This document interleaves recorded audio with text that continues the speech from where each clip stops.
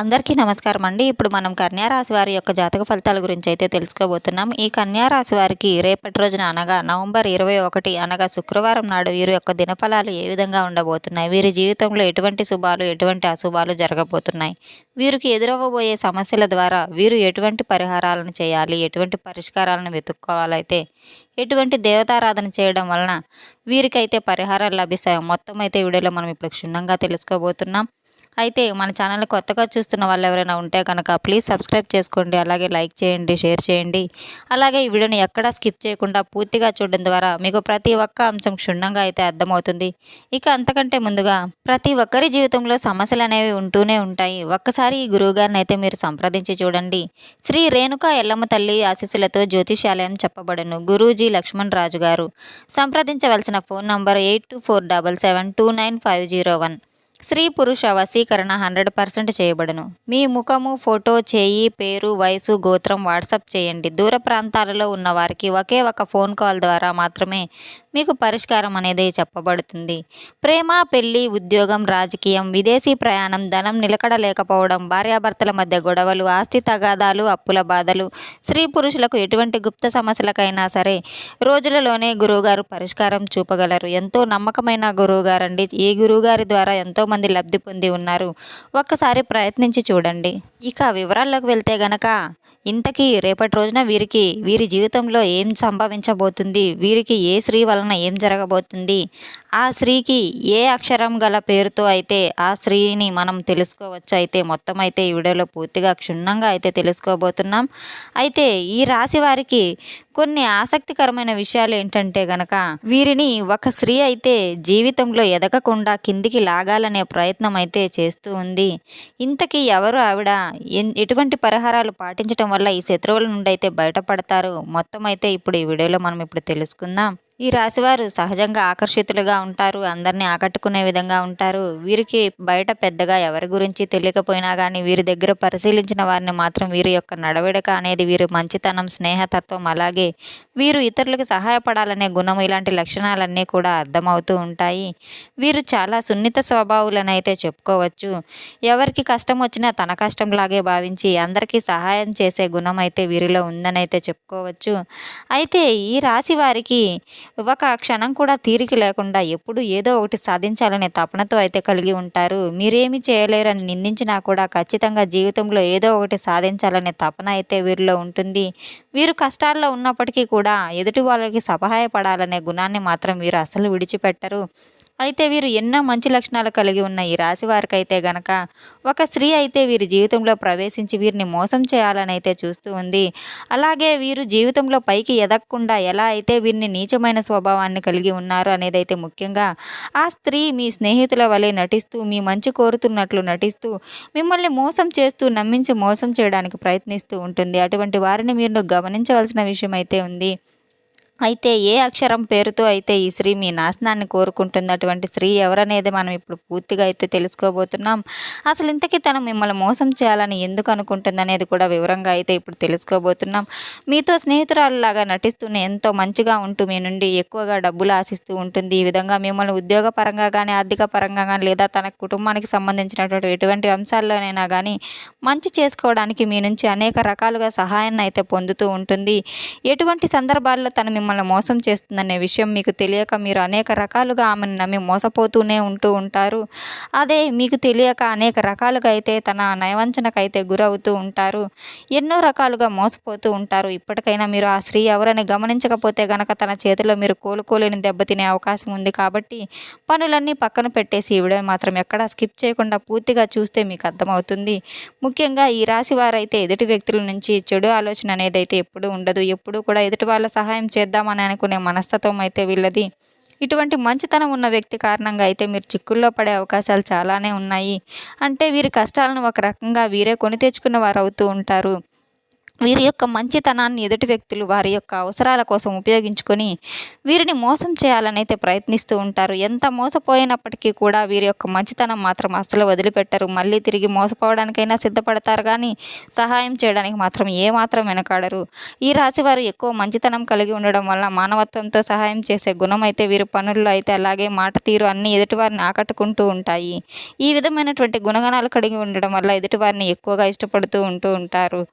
అయితే వీరికి ఎంతటి కష్టం వచ్చినా సరే దాన్ని ఎదుటివారికి మాత్రం అస్సలు చెప్పరు. అయితే తమలో తాము బాధపడుతూ లేకపోతే భగవంతునికి చెప్పుకుంటూ ఉంటారు తప్ప ఎదుటివారికైనా వీరి కష్టాల గురించి అయితే చెప్పి ఎదుటివారిని నొప్పించడానికైతే అస్సలు ఇష్టపడరు. ఎక్కువ శాతం వీరిని దుఃఖాన్ని వీరే భరిస్తూ ఉంటారు. వీరే ఎంతటి బాధనైనా కానీ ఓర్చుకొని తన శక్తిని మించి అయితే బాధను కూడా వారే పక్కన వాళ్ళకి చెప్పి ఇబ్బంది పెట్టడం ఎందుకని మళ్ళీ వాళ్ళే బాధపడుతూ ఉంటారు. అంతటి గొప్ప స్వభావం కలవారైతే ఈ రాశివారనైతే చెప్పుకోవచ్చు. ఎక్కువ శాతం ఈ రాశివారు వాళ్ళనే అవమానిస్తూ ఉంటారు. బయట వాళ్ళు అవమానించినప్పటికీ కూడా పెద్దగా పట్టించుకోరు. కానీ అయిన వాళ్ళని వీరు అవమానించినట్లు మాట్లాడినా ప్రవర్తించినా వీరు అసలు తట్టుకోలేరు. దానికి వీరు మనసులోనే ఎంతో బాధపడిపోతూ ఉంటారు. బాధపడిన విషయాన్ని కూడా ఎదుటివారికి అస్సలు చెప్పరు.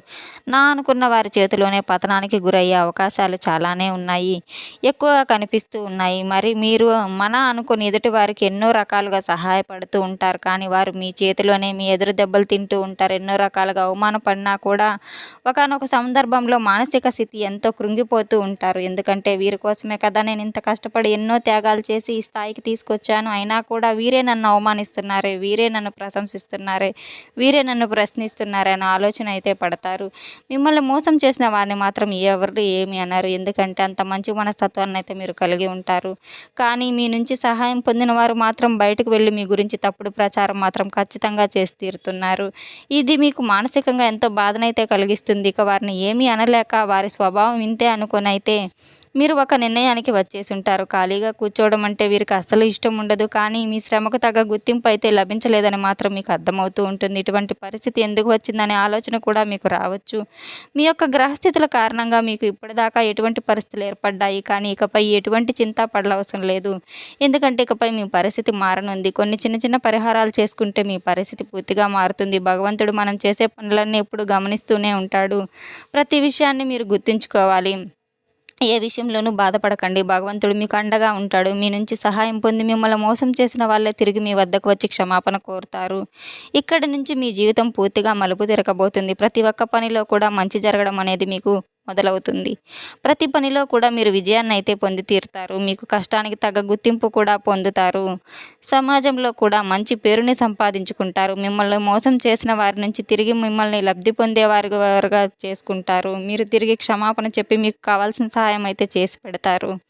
వారి తప్పును వారు తెలుసుకోబోతున్నారు. మంచి వారికి ఎప్పుడు స్వార్థాన్ని ఉపయోగించుకున్నట్లు మీకు క్షమాపణలు కూడా చెప్తారు. ఇక్కడ ముఖ్యంగా మీరు గమనించవలసిన విషయం ఏంటంటే గనక ఎదుటి వాళ్ళు మిమ్మల్ని ఎలా ఉన్నా మోసం చేసినా కూడా మీరు మీ యొక్క మంచితనాన్ని మాత్రం అసలు వదులుకోవద్దు. ఎందుకంటే మీ మంచితనం వల్లే మీరు ఒక మంచి వ్యక్తిత్వంగా, ఒక వ్యక్తిగా సమాజంలో మిమ్మల్ని గుర్తించబడడం అయితే చెప్పుకోదగిన విషయం. ఎక్కువగా అందరూ మీకు ఆకర్షితులవుతూ ఉంటారు. ఇటువంటి గుణాన్ని మాత్రం మిమ్మల్ని అస్సలు వదులుకోకండి. మంచితనాన్ని కలిగి ఉండడం వల్ల ఆ భగవంతుడు మీకు అండదండగా ఉంటాడు. భగవంతుని యొక్క కృపతో అయితే మీకు ఎదురువారిని దెబ్బతీసే సమయం రాబోతుంది. మీరు ఎవరికి చెడు జరగాలని ఎప్పుడూ కోరుకోరు. కానీ భగవంతుడి సహాయంతో ఎదుటి వాళ్ళకి వారి తప్పులు తెలుసుకొని వారి పరిస్థితి అర్థమయ్యేలాగైతే చెప్పడం జరుగుతుంది. మీ నాశనాన్ని కోరుకునే స్త్రీ ఎవరు, ఆమెకి ఏం కావాలి, ఆవిడ ఎందుకు మిమ్మల్ని ఇలా మోసం చేస్తుందనే అంశాన్ని అయితే ఇప్పుడు పరిశీలిద్దాం. ముఖ్యంగా మిమ్మల్ని మోసం చేయాలనుకున్న స్త్రీ ఎస్ అనే లెటర్తో అయితే ఆమె పేరు మొదలవుతుంది. ఆ పేరు గల వ్యక్తులు ఎవరైనా మీ జీవితంలో ఉన్నట్లయితే వాళ్ళు ఎలా ప్రవర్తిస్తున్నారు, వారి ప్రవర్తన ఎలా ఉందో ఒకసారి మీరు గమనించుకోండి.